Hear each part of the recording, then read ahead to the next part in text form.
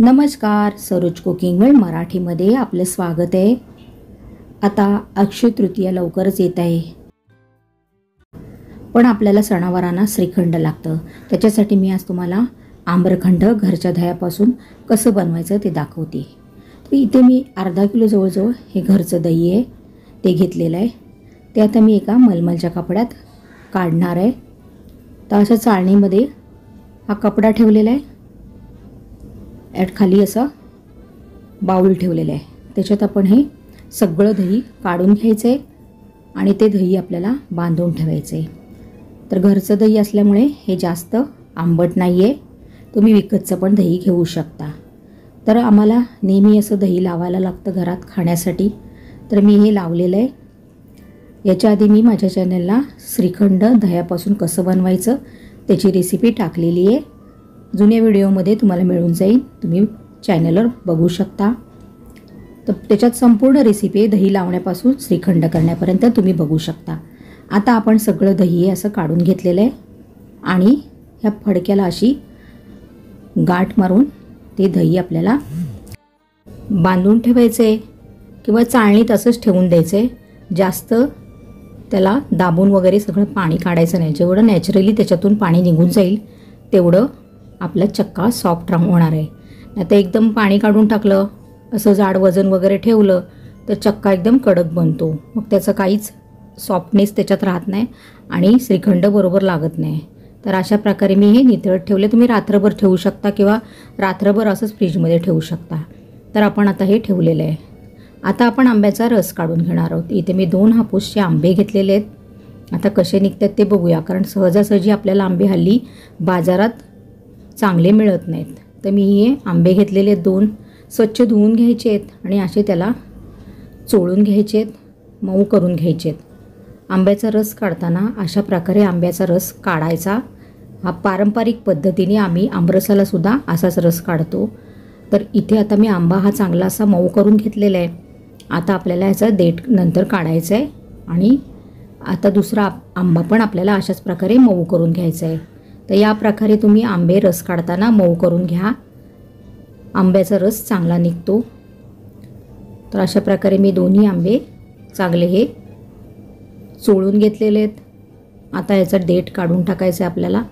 हा जो चिका टाईप असा रस निघतो ते आपल्याला घ्यायचं नाही। तर कसा काढायचा, तर वरचं हे देठ असं काढून टाकायचं, खराब भाग त्याचा, आणि असं पिळून थोडासा रस काढून टाकायचा आणि नंतर आपल्याला संपूर्ण रस ह्या आंब्यांचा काढून घ्यायचा आहे। तर आता हे दोन्ही आंब्यांचा मी वरचा थोडंसं देठ काढून हा रस काढून टाकते। अशा प्रकारे हा काढून टाकायचा, याला जरा चिकाचा वास येतो। तर एक भांडं घेतलेलं आहे मी, त्याच्यात आता आपल्याला ह्या आंब्याचा रस काढून घ्यायचा आहे। तर तुम्ही बघू शकता आंब्याचा रंग पण खूप छान आहे आणि आंब्यातून रस पण छान प्रकारे निघालेला आहे। तर अशाच प्रकारे हा रस काढायचा आहे, कुठे मिक्सरला वगैरे लावून वापरायचा नाही आहे। वापरून आपल्याला हा रस तयार करायचा नाही आहे मिक्सरला लावून, किंवा सुरीने, चमच्याने, कुठल्याही धातूच्या वस्तूने आमच्याकडे रस काढला जात नाही आणि मिक्सरला सुद्धा फिरवला जात नाही। तर अशाच प्रकारे हाताने हा रस काढून घ्यायचा आहे आपल्याला दोन्ही आंब्यांचा, आणि नंतर आपल्याला त्याचा बाटा आहे ना तो हातानेच आपल्याला असा पिळून घ्यायचा आहे। तर अशा प्रकारे मी हे दोन्ही आंब्यांचा रस काढून घेते। तुम्ही बघू शकता आंबे पण खूप छान आहेत, पण आता चव कशी असेल आपण सांगू शकत नाही, कारण बाजारात हल्ली कुठेही आपल्याला चांगल्या प्रतीचे आंबे घ्यायला गेलो तर सहजासहजी मिळत नाही। तर इथे मी हे टिश्यू पेपरनी सगळा रस पुसून घेतलेला आहे। आता मी ह्या बाट्यापासून रस काढणार आहे। आपण सगळं हातानेच कालवणार असेल त्यावेळेला आपण हात चांगले साबणाने स्वच्छ करून घ्यायचे आहेत, कारण काय काय ना आवडत नाही हाताने काय करतात, पण आपण बाहेर ज्या वस्तू खातो ते कशा करतात ते आपण बघायला नसतो। आपल्या घरात आपण कसंही केलं तरी ते स्वच्छ असतं आणि आपण ते स्वच्छता तेवढी पाळतो। तर आता मी हे बाटा पण हा एक मोकळा करून घेतलेला आहे, रस सगळा काढून घेतलेला। तर दुसऱ्या बाट्याचा पण मी अशाच प्रकारे रस काढून घेणार आहे आणि हा रस मी कुठेही मिक्सरला वगैरे लावणार नाही आहे, असाच आपल्याला श्रीखंडामध्ये वापरायचा आहे। तर याच्यातला आपल्याला किती हवा तेवढाच रस आपण घेणार आहोत, बाकीचा आपण ठेवून देणार आहोत। तर आता चांगल्या प्रकारे आपला हा रस निघालेला आहे, मी बाऊला पुसून घेतलेला आहे। आता मला जेवढा हवा आहे श्रीखंडासाठी तेवढा मी आम्रखंडासाठी तेवढा मी वापरणार आहे। तर आता आपण हा थोड्या वेळाने म्हणजेच 7-8 तासांनी चक्का आपण सोडून घेतलेला आहे. बघू शकता चक्का आपला छान प्रकारे दह्याचा चक्का इथे तयार झालेला आहे. आता मी हा काढून घेते आणि त्याला आपण त्या चाळणीतच काढून घ्यायचा आहे आणि आपल्याला तो प्रेस करून असा गाळून घ्यायचा आहे. म्हणजे कुठे त्याच्यात साय वगैरे असली तर ती लागणार नाही आणि श्रीखंड आपलं आम्रखंड आपलं सॉफ्ट होईल. तर अशा प्रकारे आपण त्याच्यातच काढून घ्यायचं आहे. कोरडा घ्यायचा आहे आपल्याला बाऊल आणि त्याच्यात आपल्याला हा सगळा चक्का असा प्रेस करून काढून घ्यायचा आहे. तर फटाफट होतो, काहीच तसदी पडत नाही. तर इथे मी पिठी साखर घातलेली आहे 2 चमचे मोठे. तुम्ही तुमच्या आवडीप्रमाणे घालायचे साखर. आणखीन आपल्याला साखर लागणार आहे. तर जवळजवळ अर्धी वाटीपेक्षा जास्त ह्याच्यात साखर गेलेली आहे. तुम्ही गोड तुमच्या आवडीप्रमाणे करायचं आहे कारण आंबासुद्धा गोड असणार आहे. तर अशा प्रकारे आपण हे सगळं चक्का हा खाली असा बाऊलमध्ये चाळून प्रेस करून चांगला काढून घेणार आहोत. ह्याच्यात आपल्याला 2 चमचे अगदी जाड दुधाची साय टाकायची. आपल्या दुधावरची साय टाकली ना का आणखीन श्रीखंडचं टेक्स्चर आपल्याला जिभेवर छान प्रकारे लागतं, मऊसूत असं. तर 2 मी मोठे चमचे इथे साय घातलेली आहे. ती पण आपल्याला ह्याच्यात चक्क्यामध्ये घालून अशी गाळून घ्यायची आहे. आता आपल्याला काय करायचं आहे, तर आता आपण हा रस काढलेला आहे ना, याच्यातला आपल्याला लागेल तेवढा आपण वापरायचा आहे. तर इथे जवळजवळ पाऊण वाटी मी इथे हा रस घातलेला आहे आंब्याचा. तुम्ही तुमच्या आवडीप्रमाणे घाला. आणि चक्का आपला मोठी 1 वाटीभर चक्का झालेला आहे. त्याच्याप्रमाणे पाऊण वाटी साखर गेलेली आहे, 2 चमचे मोठे साई गेलेली आहे आणि आता हा आपण रस घातलेला आहे. रस जास्त घालू नका कारण आपण आम्रखंड करतो आहे, आमरस नाही. तर अशा प्रकारे हा सुद्धा आपल्याला चांगला गाळून घ्यायचा आहे. तर अशा प्रकारे तुम्ही आम्रखंडाला आंबाचा रस वापरून आम्रखंड घरच्या घरी करू शकता. तर आपलं आता हे सगळं गाळून झालेलं आहे. तुम्ही बघू शकता जास्त काय याच्यात फक्त आंब्याचे जरासे थोडे थोडे केस वगैरे असतात ना बाट्याचे, ते राहिलेले आहेत, बाकी काहीच राहिलेलं नाही आहे. तर आता आपण हे सगळं चाळणीचं काढून घेऊया मिश्रण.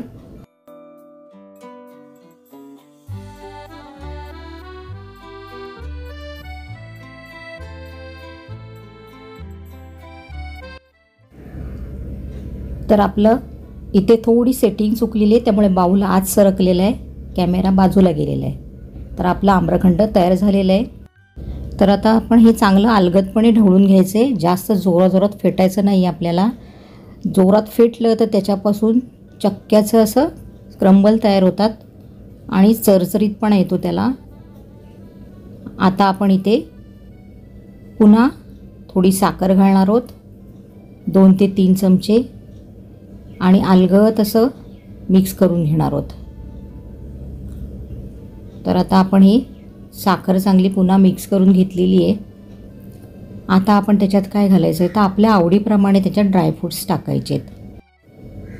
तर इथे मी बदाम पिस्ता घेतलेला आहे आणि हे वेलचीची पावडर टाकलेली आहे थोडी आणि चांगलं मिक्स करून घ्यायचं आहे. आता आपल्याला काय करायचं, तर हा केशर मी याच आमरसामध्ये भिजत ठेवलेला तो 2 चमचे मी हे घालून घेतलेलं आहे. केशराचं दूध वगैरे असं मी घातलेलं नाही, त्या आंब्याच्या रसातच केशर मी टाकून ठेवलेलं, ते घालून आपल्याला पुन्हा चांगलं एकदा मिक्स करून घ्यायचं आहे. तर आपल्याला नेहमी श्रीखंड हे लागतंच नैवेद्याला वगैरे. तर अशा घरच्या घरी बनवलं तर खूप छान प्रमाणात आपल्याला हे मिळतं आणि स्वच्छ पण मिळतं आणि चवीला पण खूप छान होतं. आपण कधीही बनवू शकतो, बाजारातलं आपल्याला ताजं मिळत नाही. तर अशा प्रकारे आम्रखंड आपलं तयार झालेलं आहे. आता काय करायचं आहे, तर आता आपण हे फ्रीजमध्ये ठेवायचं आहे 2-4 तासासाठी, म्हणजे चांगलं सेट होतं. तर आपण आता हे चांगलं व्यवस्थित अलगद मिक्स करून घेतले. आता आपण याला झाकण देऊन फ्रीजमध्ये ठेवून द्यायचं आहे आणि नंतर बघायचं आहे.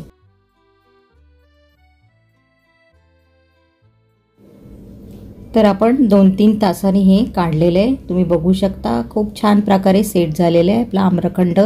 कारण आता गरमी असल्यामुळे आपण बाहेर ठेवू शकत नाही, ते असं पातळ बनतं. तर आता आपण हे सर्विंग बाउलमध्ये काढून घेऊया. गरमागरम पुरीबरोबर तुम्ही हे सर्व करू शकता. येत्या अक्षय तृतीयेला या पद्धतीने आम्रखंड जरूर बनवा आणि रेसिपी कशी वाटली ती जरूर सांगा.